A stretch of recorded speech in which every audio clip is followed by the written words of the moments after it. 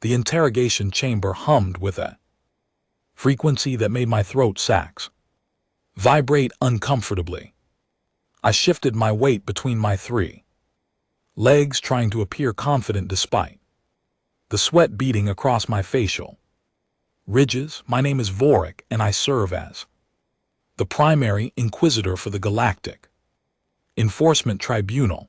In my 40 cycles of service, I had questioned warlords, pirates, and genocidal maniacs without breaking a sweat, but today I was terrified. The human sat across from me, hands folded calmly on the metallic table between us. Captain Marcus Webb.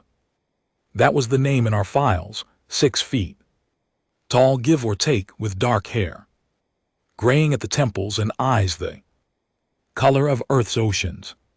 He wore a simple black uniform with no insignia, no decorations, nothing to indicate rank, except the quiet authority radiating from his posture. Behind me I could feel the presence of the 11 council members watching through the observation screens, their various appendages probably twitching with anticipation. Captain Webb, I began, my translator Chip converting my words into his barbaric language. Do you understand why you have been brought before this tribunal? He smiled, actually smiled. The gesture made my secondary heart skip a beat, because nothing about this situation warranted happiness. Oh, I have a pretty good idea, Vorik. Can I call you Vorik, or would you prefer Primary Inquisitor? That seems awfully formal for what I assume will be a lengthy conversation.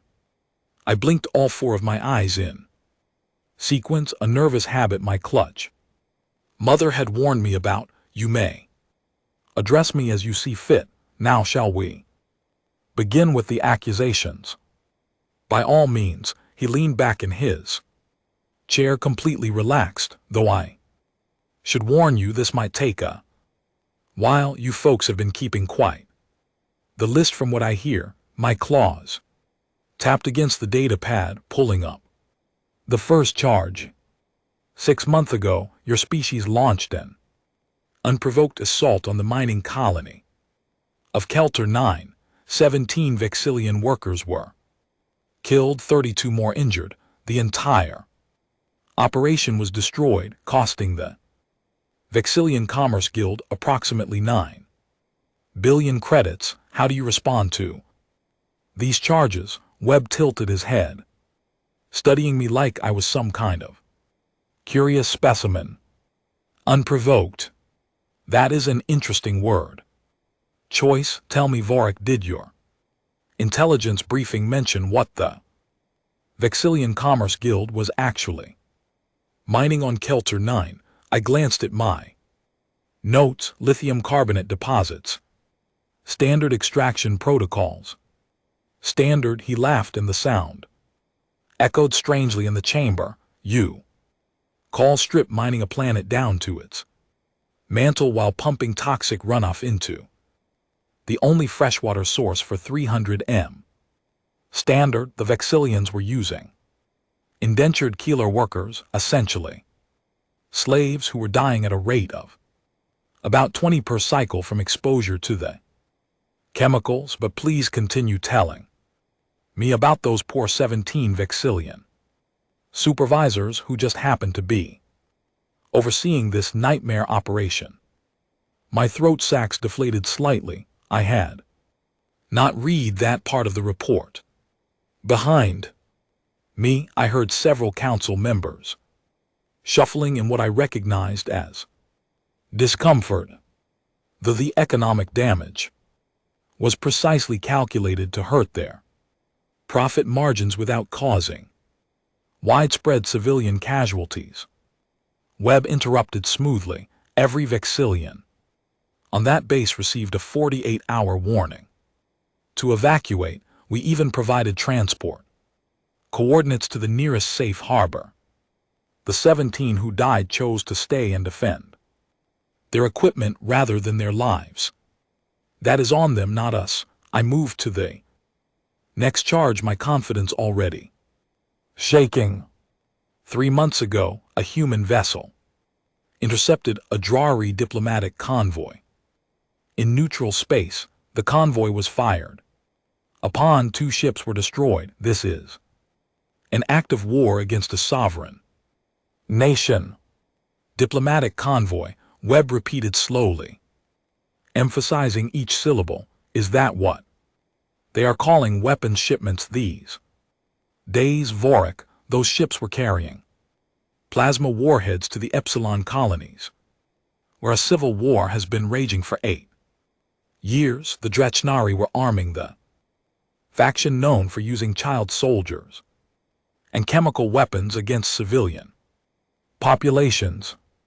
We destroyed the weapons. We even let the crews escape in life pods before we blew their cargo holds. But sure, let us call it diplomacy. My claws were trembling now. This was not going according to protocol. Human was supposed to be defensive, angry, perhaps even violent. Instead, he was systematically dismantling every charge with calm precision. I pushed forward to the next item. 2 months ago, your military forces invaded the sovereign territory of the Quilcian hegemony without authorization or declaration. You occupied 3 of their border stations for 72 hours. This is clear aggression. Webb leaned forward, and his eyes grew cold. The Quilcian hegemony was running a trafficking ring through those border stations. Sentient beings, Vorik. Hundreds of them, maybe thousands, being moved through those checkpoints like cargo. We received intelligence from 3 separate sources, cross-verified it, and then we acted. During those 72 hours, we liberated 417 individuals from 12 different species. We provided them medical care, trauma counseling, and safe passage to wherever they wanted to go. The Quilcian guards who resisted, well, they made their choice. You had no legal jurisdiction, I protested, my voice rising several octaves, and you had no moral backbone, Webb shot back. Those stations had been operating for years. Your galactic enforcement tribunal knew about them. The evidence was in your databases, but investigating would have been politically inconvenient, would it not? The Quilcian hegemony has 12 votes on the council. They control significant trade routes. So you all looked the other way while sentient beings were bought and sold like livestock. Silence filled the chamber. I could hear my own breathing, rapid and shallow. Behind me, not a single council member spoke. Webb waited, letting the accusation hang in the air like a guillotine blade. I tried again, scrolling through my charges desperately. 4 weeks ago, a human strike team destroyed a research facility on Mork Prime. Decades of scientific work gone. The researchers, many of whom were civilians, were killed or captured. Research facility. Webb said the words like they tasted foul. Vorik, do you know what they were researching? Biological weapons. Specifically, they were engineering a plague that would target species based on genetic markers. They had already tested it on 3 different populations, wiping out entire settlements to study transmission rates. When we raided that facility, we found storage units with samples organized by species. There was a container labeled with human genetic markers. They were coming for us next, but they were certainly not limiting themselves to humanity. We found samples for 17 different species in that lab. My data pad slipped from my claws and clattered on the table. Impossible. The Mortax Scientific Council has strict ethical guidelines, which they ignored. Webb produced his own data pad from somewhere in his uniform and slid it across the table. We copied their entire database before we burned that place to the ground. Every experiment, every test subject, every death, it is all there. Feel free to verify it. Actually, please do. I insist. I stared at the device like it might explode. This was spiraling out of control. The charges were supposed to prove human aggression, human lawlessness, human danger to galactic peace. Instead, every answer revealed systematic failures by the very institutions meant to prevent such atrocities. I looked up at Webb, my four eyes unfocused with confusion. Why are you telling us this? You could have claimed ignorance, shifted blame, anything. Instead, you are admitting to all of it because I want you to understand something. Vorik, he stood up slowly, and I instinctively leaned back. Despite the table between us, humanity did not ask to join your galactic community. We were not invited. We clawed our way up from a single planet, figured out faster than light travel, through trial and error, and stumbled into a galaxy full of rules that nobody actually follows. You have laws, procedures, tribunals, councils, all very impressive. But when those laws protect traffickers, slavers, and war criminals because they have the right connections or enough votes, then your laws are worse than useless. They are a shield for evil. We have protocols. I protested weakly. Protocols, he laughed again, but there was no humor in it now. How long would your protocols have taken to shut down that trafficking ring? Months, years. How many more people would have disappeared while you filled out the proper forms and waited for committee approvals? We did not have that luxury, and neither did they. One of the council members, a Thravian with silver scales, spoke through the intercom. Captain Webb, you speak as if you are morally superior to the entire Galactic Federation. Your species has only been spacefaring for barely 2 centuries. What gives you the right to act as judge, jury, and executioner across sovereign territories? Webb turned to face the observation window, addressing the unseen council directly. We do not claim moral superiority. Trust me, humanity has enough blood on its hands from our own history to know better, but we learned something from our mistakes, something that apparently the rest of you have not figured out. Yet, when you see evil happening, when you have the power to stop it and you choose to do nothing because it is politically inconvenient or procedurally complicated, then you are complicit. You own that evil. It becomes yours. Zephyrite Council member, its voice like wind through hollow tubes, responded.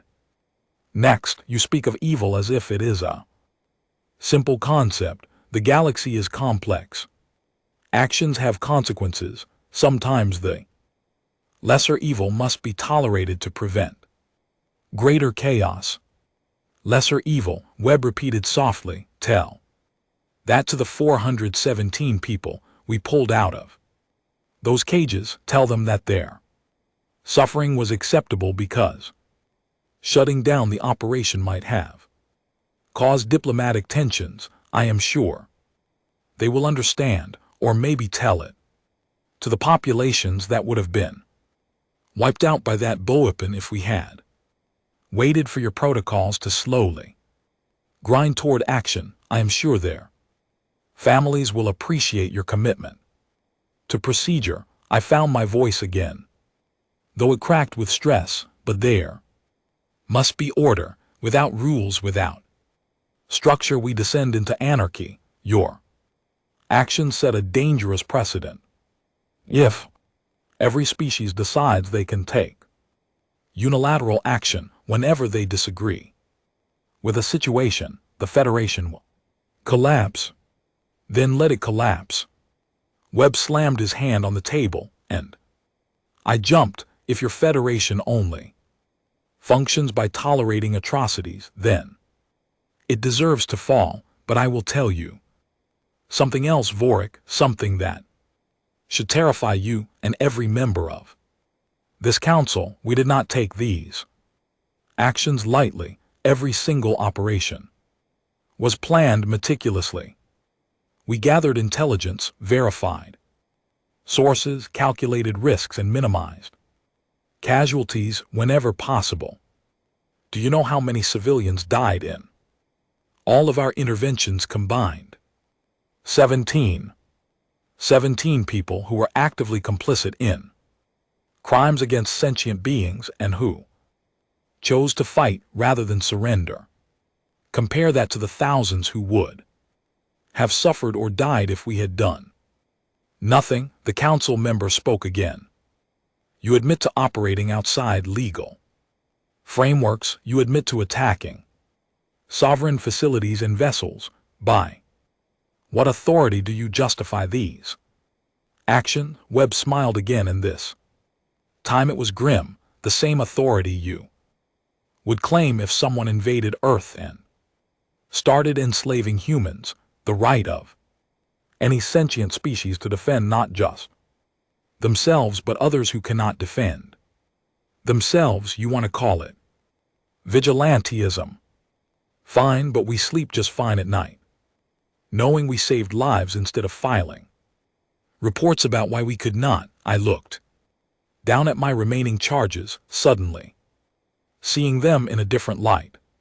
The attack on the Vraxian fuel depot that supposedly disrupted commerce routes.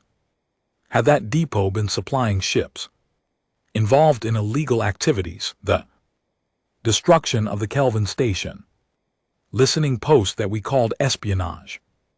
Had that post been monitoring civilian communications for blackmail and control? Every charge on my list was probably hiding another story, another justified intervention that the Federation had ignored or enabled.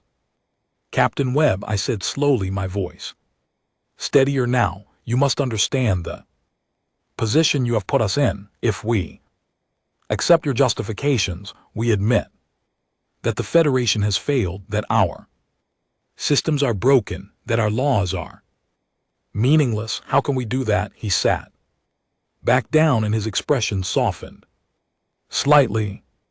Vorik, I actually like you.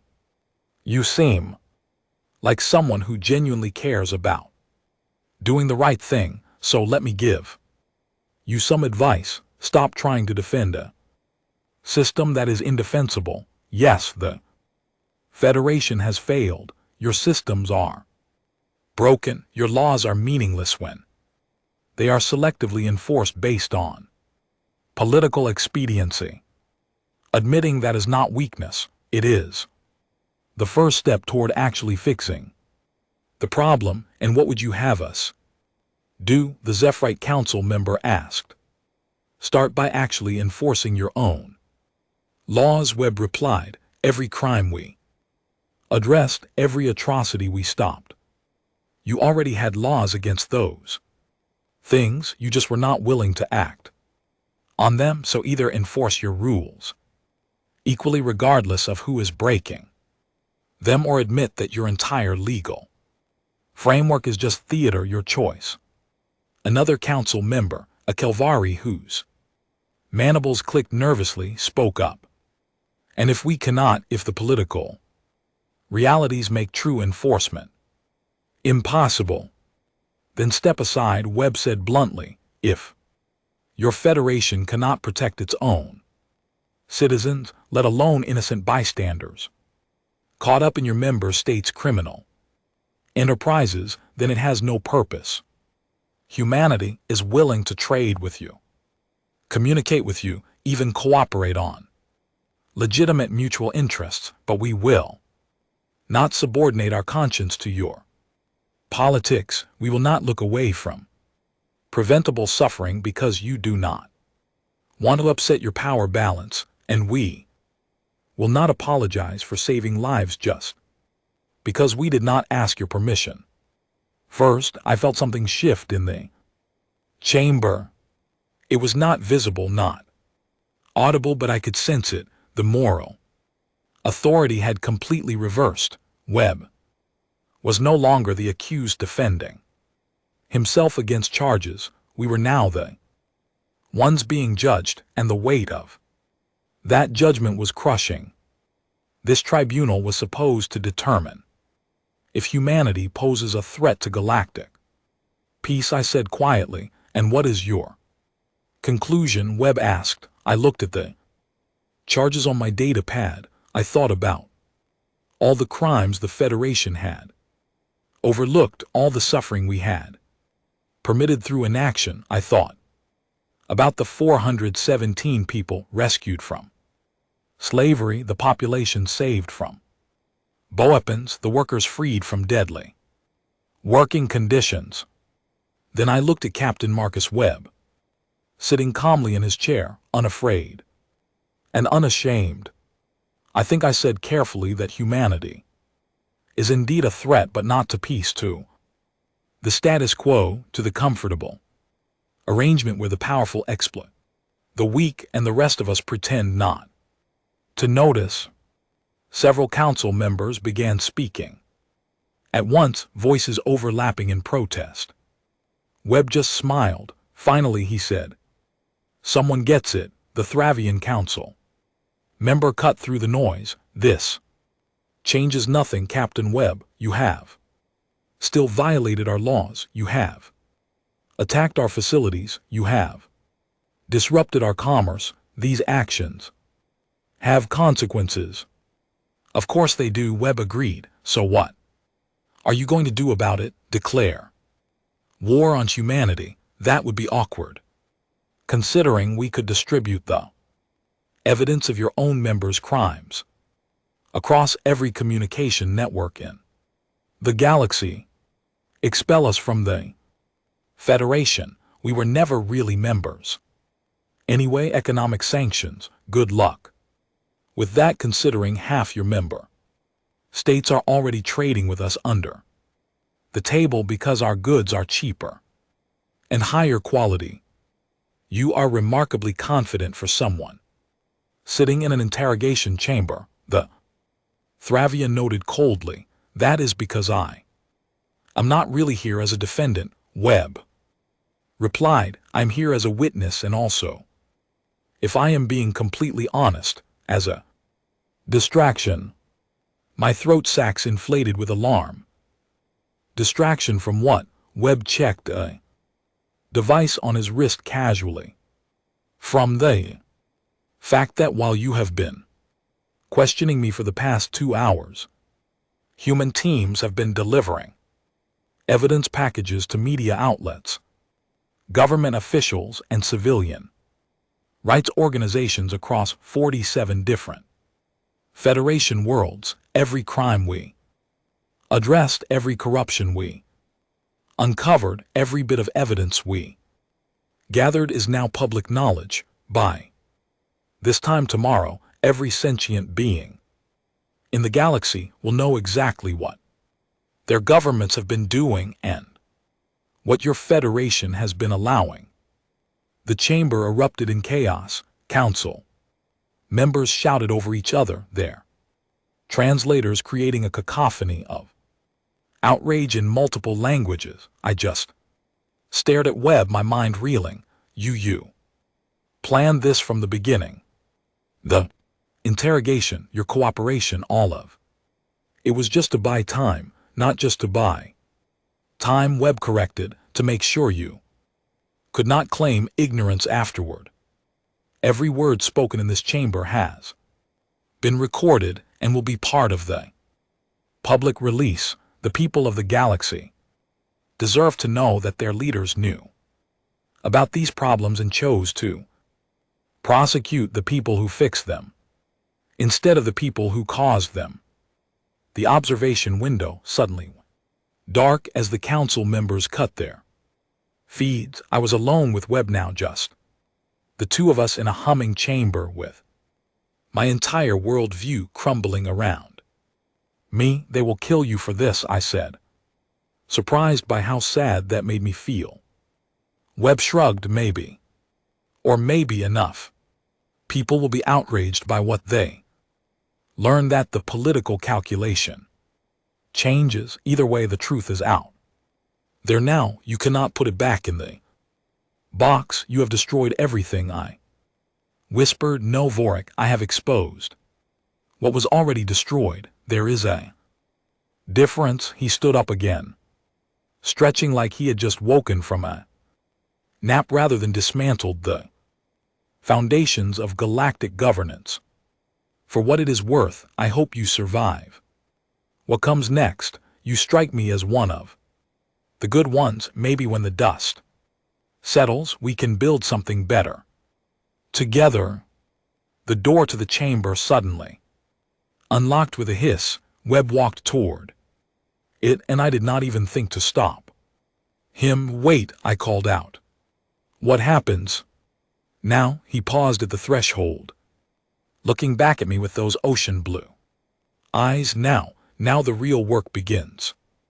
See, destroying corruption is the easy part. Building something to replace it, something actually worth protecting, that is the hard part. But I think we are up for it. Humanity has rebuilt from ashes before. The question is whether the rest of you are willing to do the same. Then he was gone, walking out of the interrogation chamber like he owned the place. I stood there for a long moment, my 3 legs barely supporting my weight. Then I did something I had never done before in all my years of service. I took out my communication device and accessed the human data packet Webb had mentioned. I started reading and reading and reading.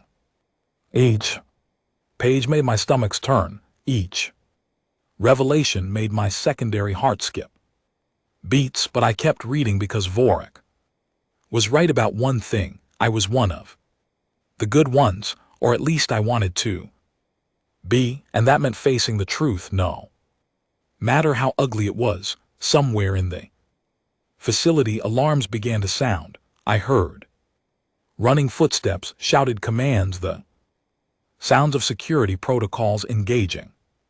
They were probably looking for Webb, trying to contain him before he could leave the complex. But something told me they would not find him. Humanity had not survived and thrived by being careless. If Webb was walking free in our most secure facility, it meant they had already planned every step of his escape.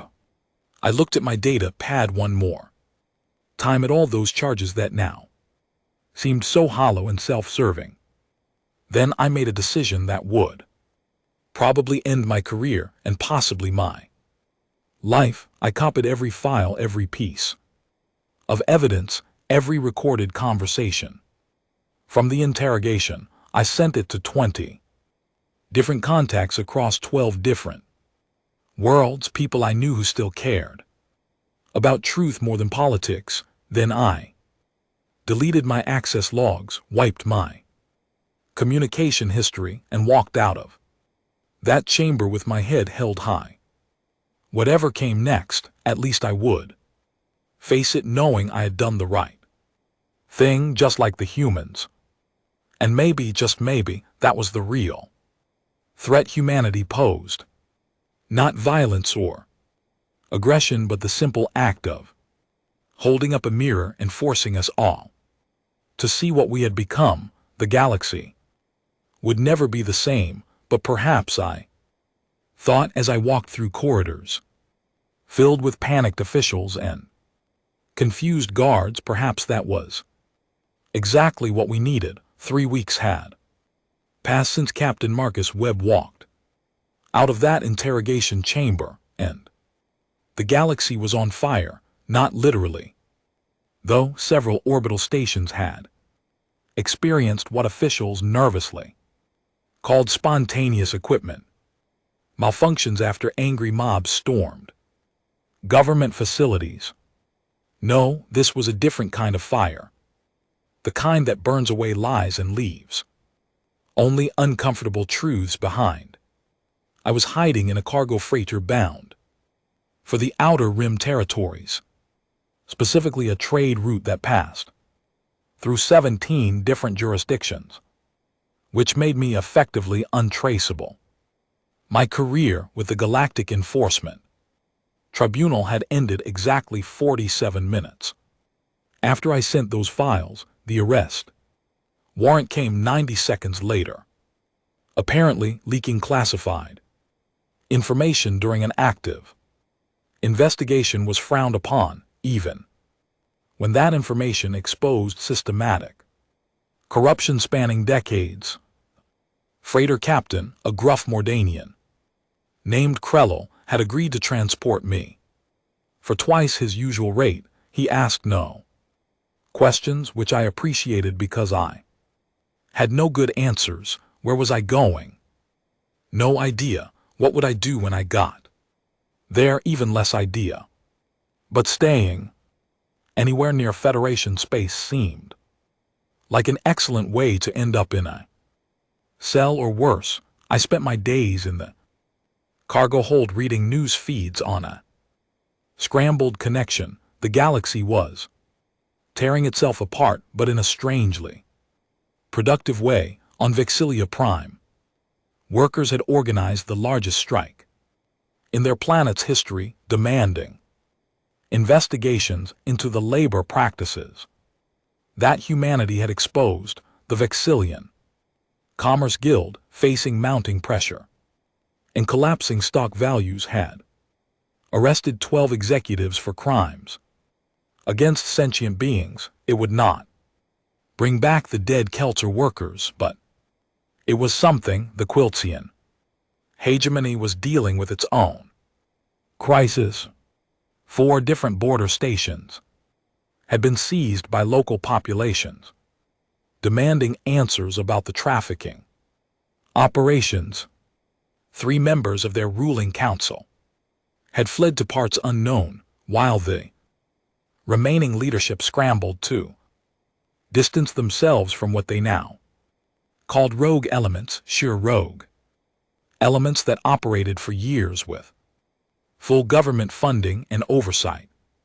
But everyone was suddenly shocked, just shocked, to learn about these terrible crimes. The Drakari situation was perhaps most satisfying when evidence emerged showing they had been supplying weapons to war criminals. 7 neighboring systems immediately cut diplomatic ties. Their economy, heavily dependent on cross-border trade, collapsed. Within days, the ruling Drakari military Juna tried to spin it as human propaganda, but when 3 of their own generals defected and confirmed everything, even that excuse fell apart. Last I heard, they were negotiating surrender terms with the Epsilon Colony's resistance movement. Turned out that actually fighting a war without external weapons support was harder than they expected. But the real earthquake was hitting the Federation Council itself. 17 members had resigned amid scandal. 23 more faced criminal investigations in their home systems. The Thravian representative who had questioned Webb so confidently during the interrogation, he was discovered to have personal financial investments in several of the operations humanity had shut down. He resigned before they could formally charge him, fleeing to a non-extradition colony somewhere in the Carina arm. My communication device buzzed. I almost ignored it. Paranoia was an excellent survival tool when half the galaxy wanted you dead, but curiosity won. Message was text only, routed through so many encryption layers that I could barely trace its origin. It read simply, Vorik coordinates attached, come. Alone you will want to see this web. I stared at the message for a solid minute. It was obviously a trap, had to be. The humans had gotten what they wanted, chaos and reform in equal measure. Why would they risk contacting a wanted fugitive unless they planned to use me somehow? On the other hand, I had literally nothing to lose. My career was destroyed, my reputation in ruins, and I was living in a cargo container, surrounded by shipments of industrial lubricant. How much worse could it get? I showed the coordinates to Krell, who whistled through his breathing vents. That is the Helios sector, neutral territory, technically unclaimed. Also happens to be where several dozen human vessels were spotted last week. You sure about this, Vorik? Not remotely, I admitted, but I need answers, and Webb seems to be the only one giving them these days. Krell adjusted our course without another word. 3 days later we dropped out of faster-than-light travel in a region of space that looked completely empty. No stations, no planets, just the distant glow of a red dwarf star and the infinite black. Coordinates say you want to be here, Krell announced doubtfully, but I am not seeing anything on scanners. Then something shimmered into existence, and I felt my throat sacs deflate completely.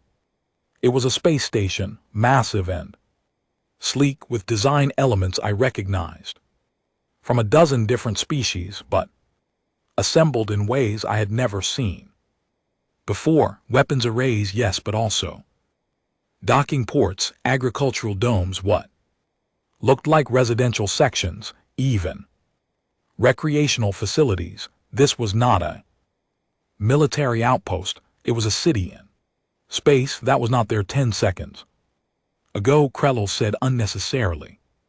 Stealth technology, I murmured. Advanced stealth technology. They have been building this right under our noses. Communication channel opened and a calm female voice filled the freighter bridge. Cargo vessel Wandering Star, you are cleared for docking at Port 7. Welcome to Sanctuary Station, Vorik. Captain Webb is waiting for you in the central hub. Please proceed directly there upon arrival.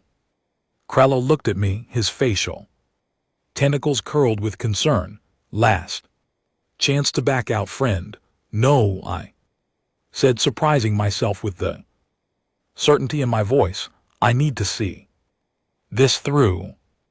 Docking procedures were smooth, almost unnervingly so. The station was clearly new, but operated with the efficiency of a facility decades old. As I walked through the corridors toward the central hub, I passed dozens of beings from species across the galaxy, Kelter workers who no longer looked malnourished and exhausted, former trafficking victims, their haunted expressions slowly healing.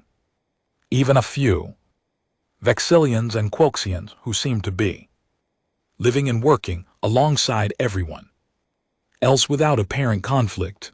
The central hub was a vast circular chamber with transparent walls showing the stars. Beyond, in the center, stood Captain Webb.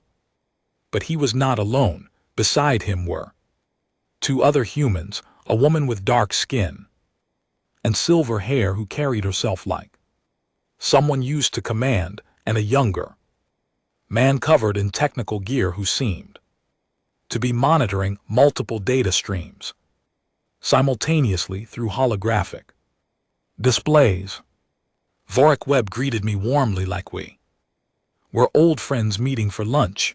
Glad you could make it. Let me introduce you.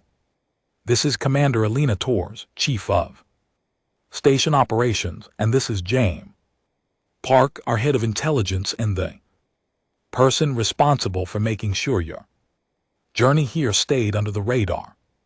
Tors nodded professionally. Primary. Inquisitor Vorik, your files on Federation corruption were instrumental in accelerating our timeline. Thank you. I am not a primary inquisitor anymore.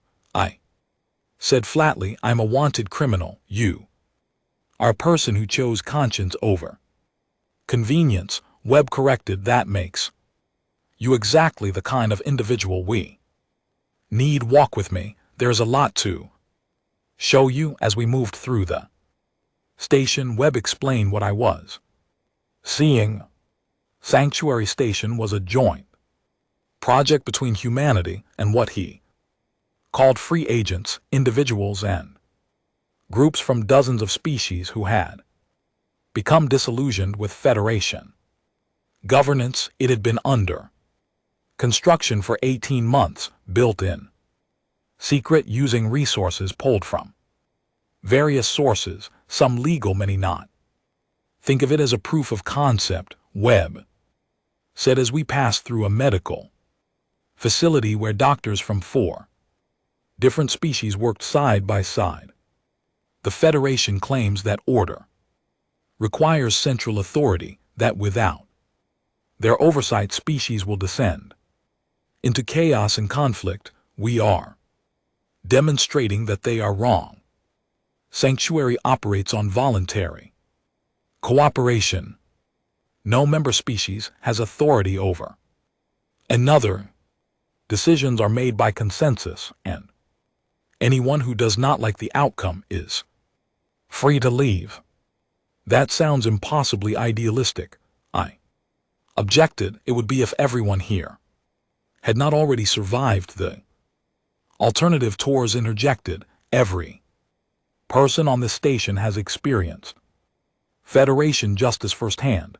They know what happens when laws exist to protect the powerful instead of the vulnerable.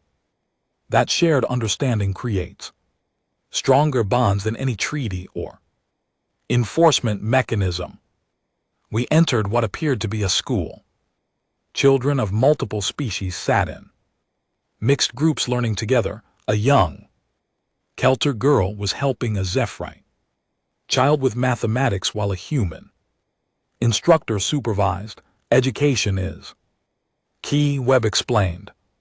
The next generation does not need to inherit our grudges and prejudices. They can build something better if we give them the tools. This is all very inspiring, I said, and I meant it, but surely you realize the Federation will not tolerate this.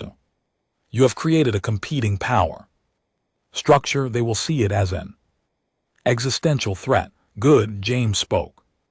For the first time, his voice sharp and analytical. Let them feel threatened. The Federation has been comfortable for too long. Comfort breeds complacency, and complacency allows corruption to flourish. We want them nervous.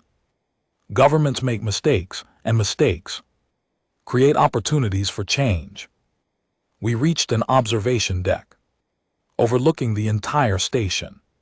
From this vantage point, I could see the full scope of what they had built. Hundreds of people going about their lives, working, learning, healing. It was beautiful and terrifying in equal measure. Why show me this? I asked. What do you want from me? Webb turned to face me directly. Vorik, you are in a unique position. You have seen both sides now. You served the Federation faithfully for decades, believed in its ideals, enforced its laws, but you also saw what it had become, the rot beneath the polished surface, and unlike most people in your position, you acted on that knowledge even though it cost you everything. That kind of integrity is rare. You want me to work for you, I concluded. With us, not for us, Tors corrected. Sanctuary is not a hierarchy. We need people who understand how the Federation operates, who can anticipate their moves and help us stay ahead of them. More Importantly, we need people who can speak to those still serving in the Federation, who can explain that there is an alternative to either blind loyalty or cynical resignation. I walked to the transparent wall, pressing one claw against the cold surface beyond stars stretched infinitely in all directions.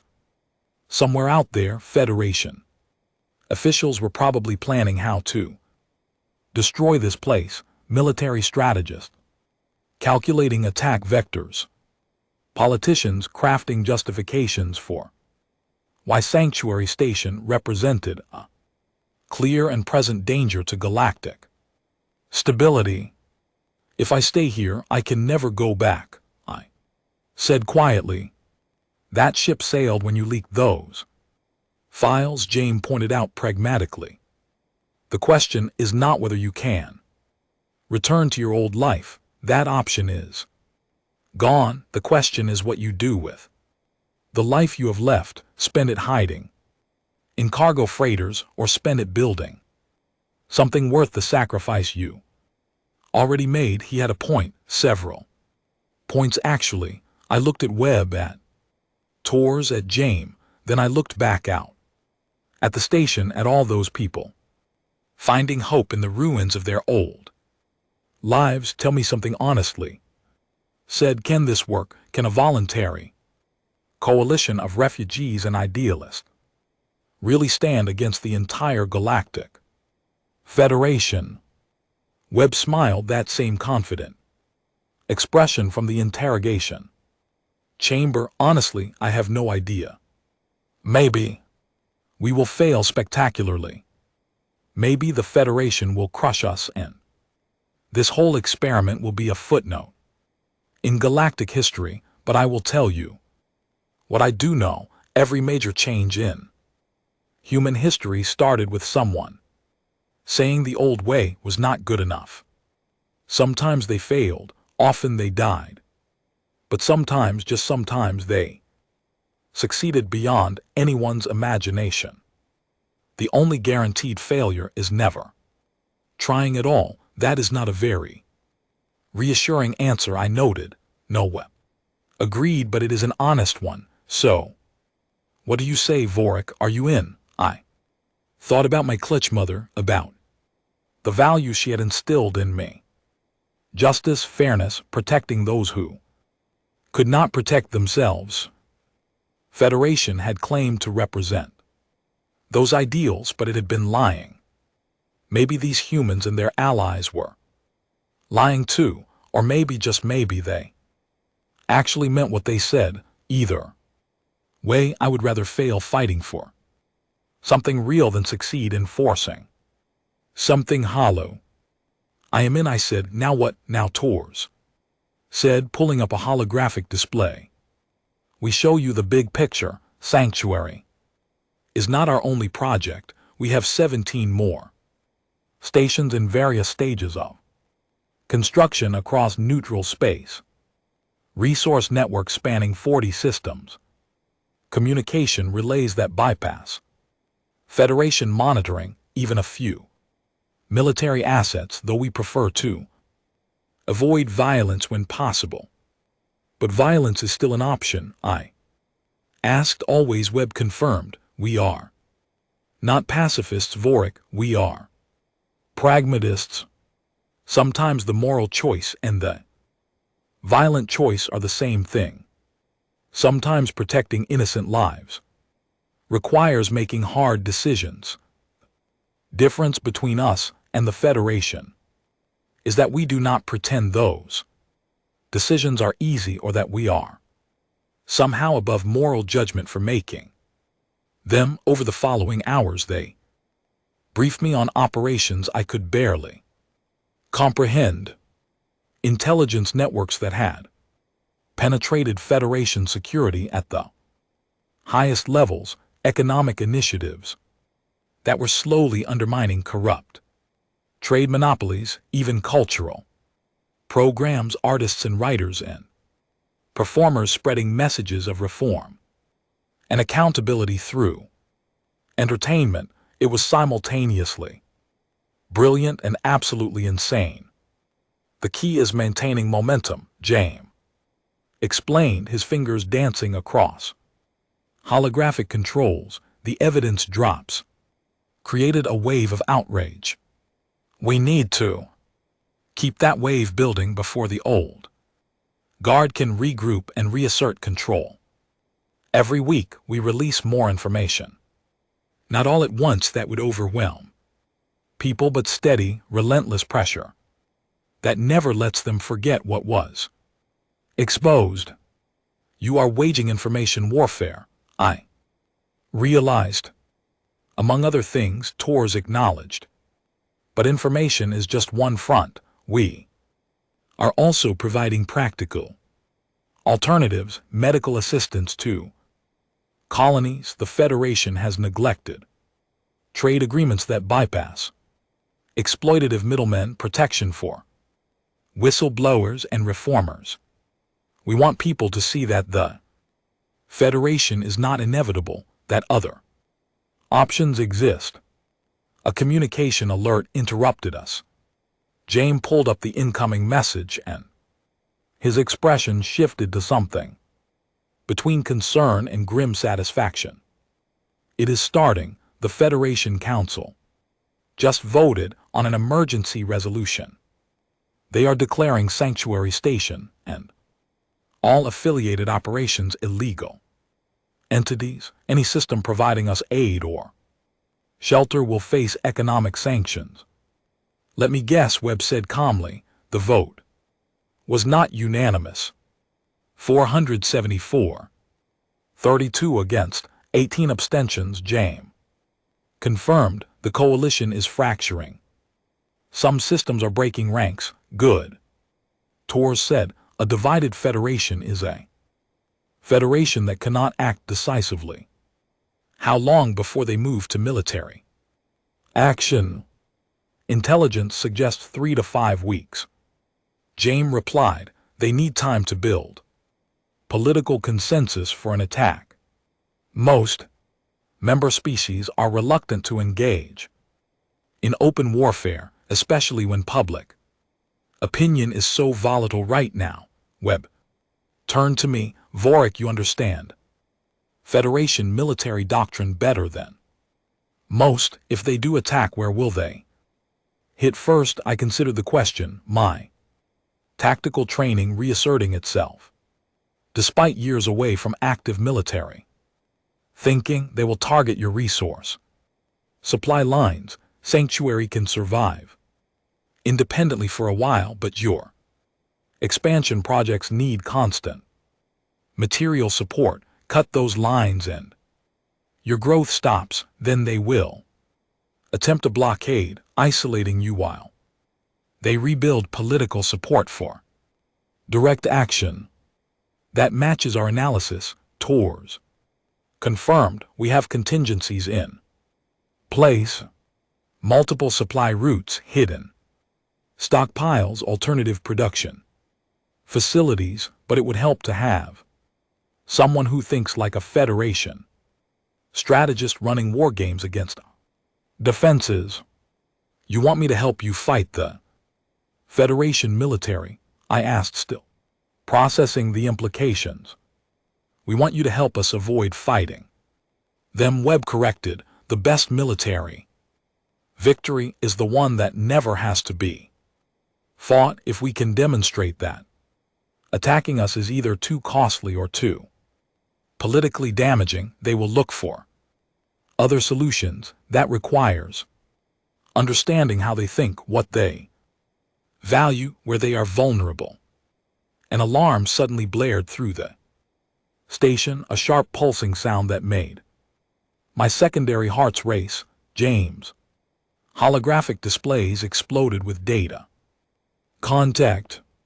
Multiple ships dropping out of faster than light travel at the perimeter. Configuration matches Federation assault vessels, 12 ships. Total heavy weapons configuration.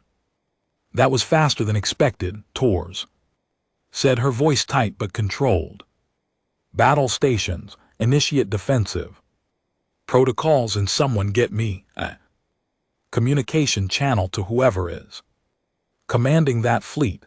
The observation deck transformed transparent walls, suddenly filling with tactical overlays and sensor data. I watched as Sanctuary's defenses came online. Weapons ports opening, shield generators humming to full power. But what struck me was the coordination. No panic, no chaos, just smooth, professional responses from a crew that had clearly trained for exactly this scenario. Channel open, James announced. It is Commander Thex of the Hegemony First Fleet. He is demanding our immediate surrender.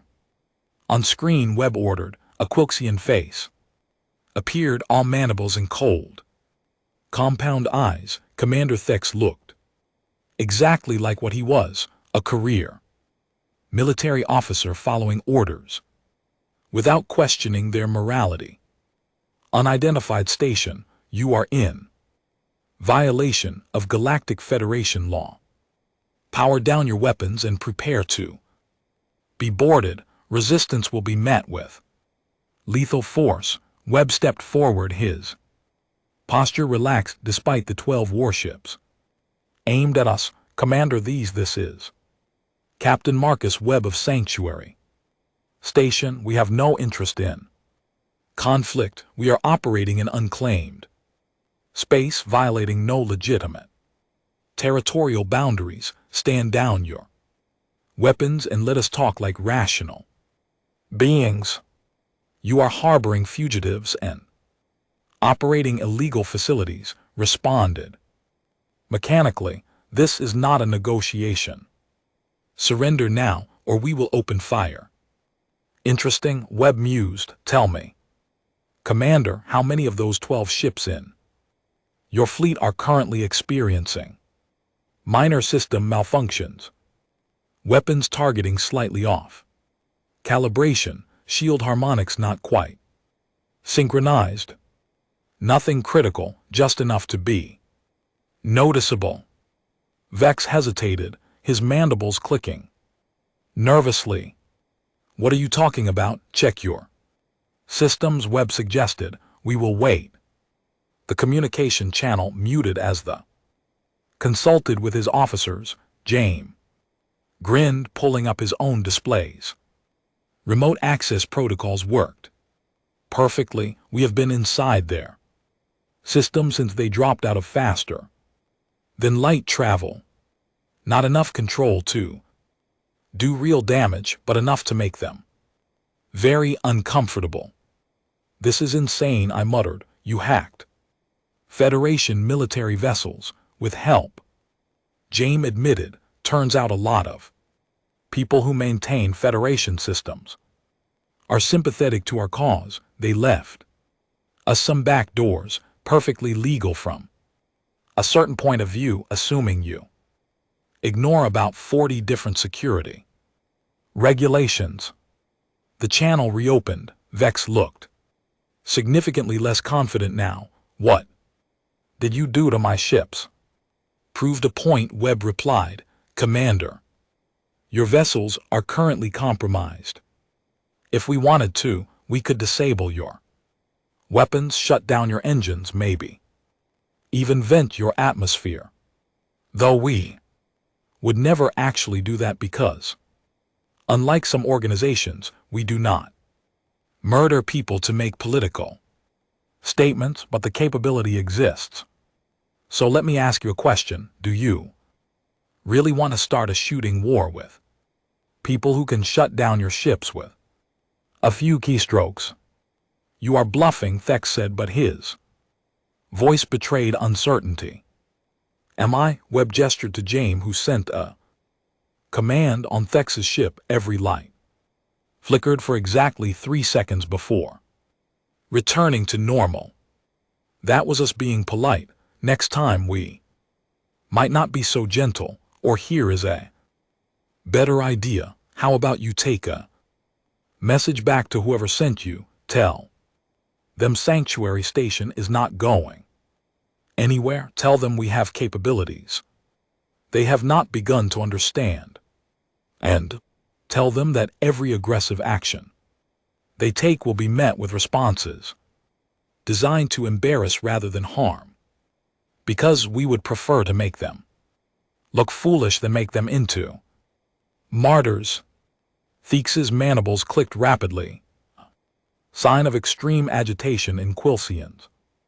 The Council will not accept this. The Council is currently being investigated for corruption across half their member systems. Webb countered, their authority is questionable at best. Maybe instead of threatening us, you should be asking your superiors why they are so desperate to silence the people exposing their crimes. Just a thought, this is not over, Vex warned. No, it is not, Webb agreed, but it does not have to end in violence either. Commander, you strike me as someone who joined the military to serve and protect, not to become a tool for corrupt politicians. Think about what you are being asked to do here. Think about why, then make your own decision about what kind of officer you want to be. The communication channel closed. For a long moment we all watched as the Federation fleet held position. Then slowly they began powering down weapons. They are withdrawing, Tors reported, surprise evident in her voice. Pulling back to minimum safe distance and holding position. They will be back, James predicted, with more ships and better preparation. Probably, Webb acknowledged, but we bought time, and time is what we need most right now. Vorik, what did you think of our first diplomatic crisis? I realized I had been holding my breath, all three of my lungs burning. I think you are either the bravest people in the galaxy or the most suicidal, possibly both. Webb laughed. Probably both, but we are still here, still standing, and they are the ones retreating. That has to count for something. Come on, let me buy you a drink. We have actual Earth whiskey, and the commissary traded from a freighter captain who was very grateful for some engine repairs we provided. You look like you could use something strong. As we walked through the corridors, I noticed people celebrating, not wildly, but with quiet satisfaction. They had faced down the Federation military and won, not through violence, but through preparation and moral clarity. It was a small victory, but in that moment it felt enormous. This cannot last, I said to Webb. Eventually they will find a way to hurt you, to hurt all of us here. Maybe, he agreed. But in the meantime, we keep building, keep helping people, keep proving that their way is not the only way, and maybe, just maybe, we inspire enough others to stand up that the Federation cannot suppress them all. Change does not happen all at once, Vorik. It happens in small moments, individual choices, acts of courage by ordinary people who decide they have had enough. We are not trying to win a war. We are trying to start a movement. In the commissary, he poured me a glass of amber liquid that burned wonderfully. Going down, around us, residents of Sanctuary shared meals and stories. Species that had been enemies now sat as neighbors, victims becoming advocates. The broken learning to heal. It was messy and imperfect and absolutely beautiful. To the future, Webb said, raising his glass, to making it worth the cost, I replied, touching my glass to his. The war was just beginning. Federation would not go quietly. There would be battles ahead, losses, setbacks, maybe even ultimate failure. But in that moment, sitting in a hidden station surrounded by people who had chosen hope over cynicism, I felt something I had not experienced in Years' purpose, not the hollow purpose of enforcing unjust laws, but the real kind, the kind that comes from knowing you are on the right side of history, regardless of whether history remembers you. Whatever came next, at least I would face it standing with people who believe that things could be better, and sometimes belief is all you need to start a revolution. The rest, as Webb had said, was just details, painful, complicated, dangerous details, but details nonetheless. The galaxy would change, it had to, and I would do everything in my power to make sure that change led somewhere worth living. That was my new purpose, my new mission, and unlike my old one, this time I believed in it with every fiber of my being. The future was unwritten. Time to pick up pen,